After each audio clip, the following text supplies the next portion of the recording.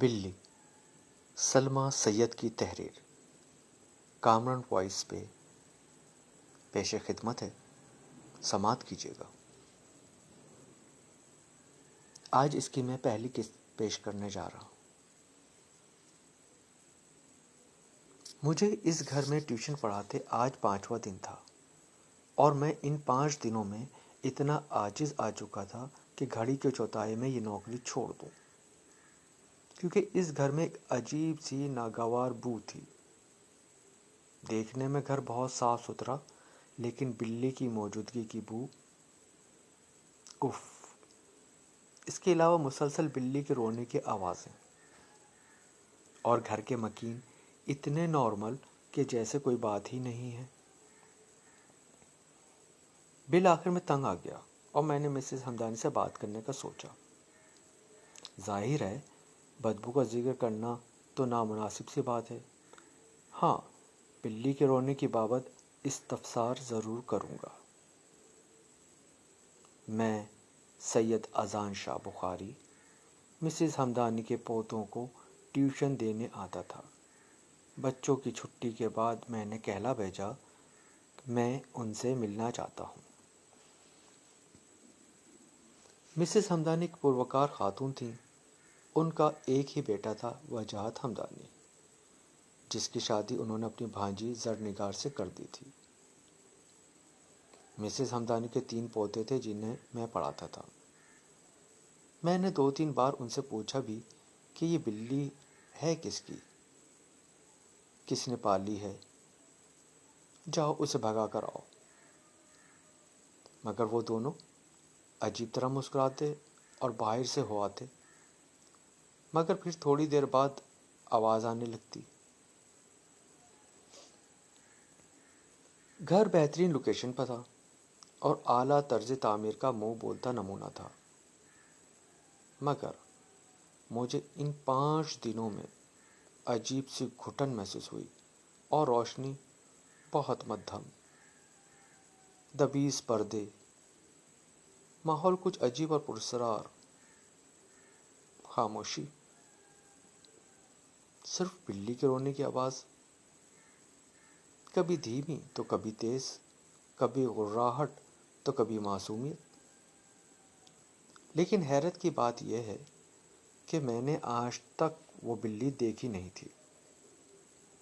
مجھے لگتا کہ بلی کمرے سے باہر ہے، مگر کبھی کمرے کے اندر داخل نہیں ہوئی۔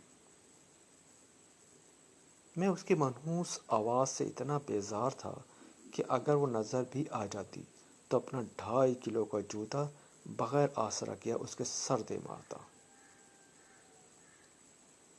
مگر خیر، یہی سوچ رہا تھا کہ مسز ہمدانی کمرے میں آئیں اور مجھے بیٹھنے کا اشارہ کرتے ہوئے مخاطب ہوئیں۔ ہاں تو میاں اذان خیر ہے سب؟ ہمارے پوتوں کی کوئی شکایت ہو تو بلا خوف و خطر کہہ دیں، ہم پڑھائی کے معاملے میں چھوٹ دینے کے عادی نہیں۔ بڑے پوتے کی طرف مسکراتے ہوئے دیکھ کر وہ بولی۔ اسی اثنا میں خانسامہ چائے لا چکا تھا۔ میں نے مسکرا کے چائے کا کپ ہونٹوں سے لگایا اور بات کرنے کے لیے مناسب الفاظ تلاش کرنے لگا۔ مسز ہمدانی، میں کچھ کہنا چاہتا ہوں۔ انہوں نے مجھے ٹوکا اور کہا کہ اذان میاں، یہاں سب ہمیں آغا جان یعنی شوہر کی نسبت سے آغا جانی کہتے ہیں۔ ہمیں خوشی ہوگی اگر آپ بھی ہمیں آغا جانی پکاریں۔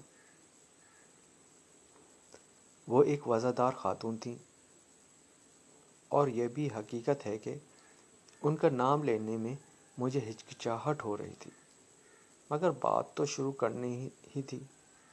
بہرحال میں نے گفتگو کا سلسلہ جاری رکھتے ہوئے کہا کہ آغا جانی، بات یہ ہے کہ میں جب سے یہاں آیا ہوں میں نے ایک بات نوٹ کی ہے۔ آغا جانی کے ماتھے پر بل پڑے بہت واضح تھے۔ آغا جانی، ایک بلی کے رونے کی آواز مسلسل آتی رہتی ہے۔ میں بچوں کو پڑھاتے ہوئے بہت ڈسٹرب ہوتا ہوں. کیا ایسا نہیں ہو سکتا کہ میں بچوں کو کسی اور کمرے میں بیٹھ کر پڑھا دیا کروں؟ آغا جانی کے چہرے پہ حیرانی اور دکھ کے ملے جلے آثار دیکھ کر میرے لیے کسی نتیجے پر پہنچنا مشکل تھا. ان کی آنکھیں نم تھیں. ایک آہ بھری اور بولی، خیر تو ہے اذان میاں، کن آوازوں کی بات کر رہے ہیں آپ؟ کیا آپ نے ہمارے گھر میں آج تک کوئی بلی دیکھی ہے؟ میں بری طرح سٹپٹا گیا. چائے کا کپ میرے ہاتھ میں لرز کر رہ گیا تھا. میں آغا جانی کو خاموش نظر سے دیکھنے لگا. مجھے لگا وہ مجھ سے نظر بچا رہے ہیں.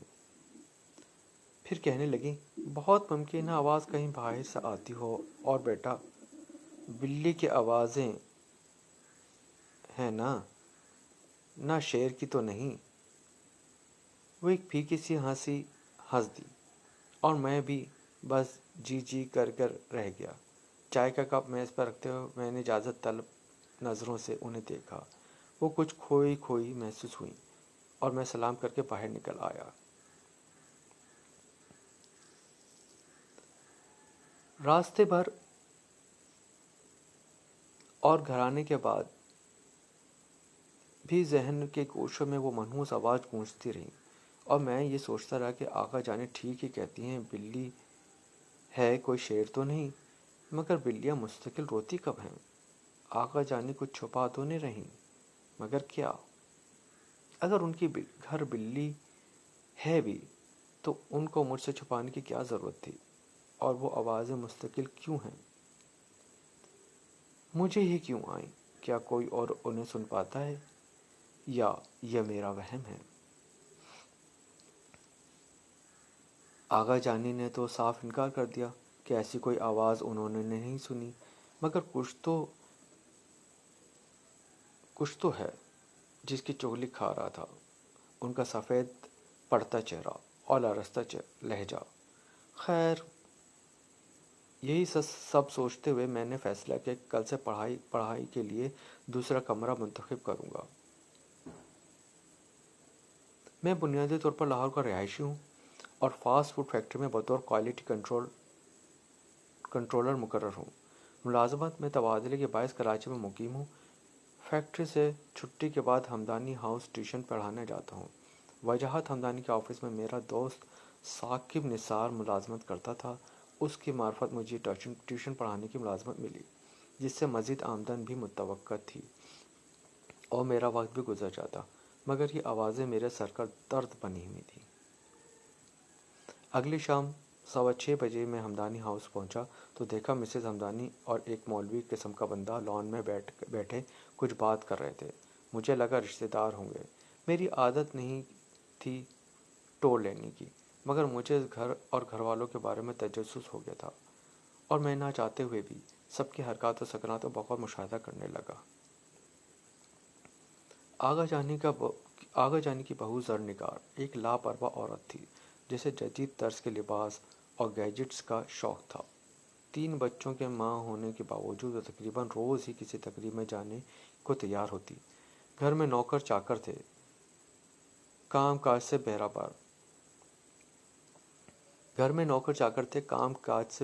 بے بہرا. وجاہت ہمدانی روایتی کاروباری شخصیت تھے جسے 2+2 4 کرنے کے علاوہ دوسرا کوئی کام نہیں تھا.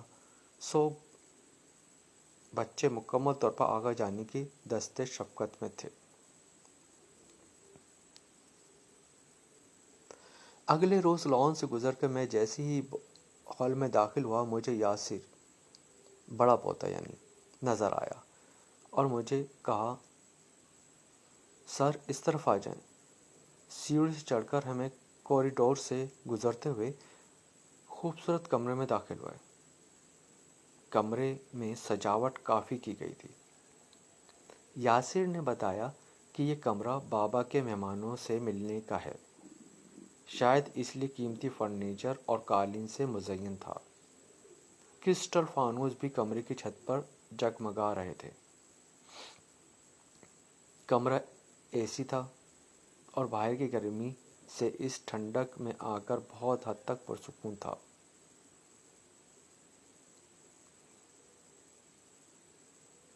میں بڑا پرسکون محسوس کر رہا تھا۔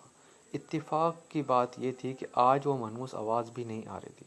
یاسر نے بتایا کہ دادی نے کہا ہے آج سے ہم یہیں پڑھیں گے۔ میں نے گردن ہلاتے ہوئے خدا کا شکر ادا کیا۔ دل میں آئی کہ بچوں سے پوچھوں اس متعلق، مگر پھر آغا جانی کی باتوں کو سچ مان کر بچوں کو پڑھانے میں خود کو مصروف کر لیا۔ وقت اچھا رہا۔ گھر آنے کے بعد بھی بار بار وہ مولوی نما بندہ ذہن میں آ جا رہا تھا، اس کا رازدانہ انداز اور آغا جانے کے چہرے کی تشویش، پریشانی اور خوف۔ میں کیوں سوچ رہا ہوں یہ سب؟ میرا کیا واسطہ؟ ان کے گھر بلی ہو یا کتے، مجھے پڑھانے جانا ہے بچوں کی۔ اور بس ٹی وی آن کرنے کے بعد بھی اسی ادھیڑ بن میں لگا رہا۔ فون کی گھنٹی بجی تو امی کی کال تھی۔ جب سے کراچی آیا ہوں امی تقریباً روز ہی 10 سے 11 کے درمیان کال کر کے خیریت لیتی تھیں۔ ابھی قسط جاری ہے، اگلی قسط کے لیے تھوڑا سا انتظار کیجیے۔ شکریہ۔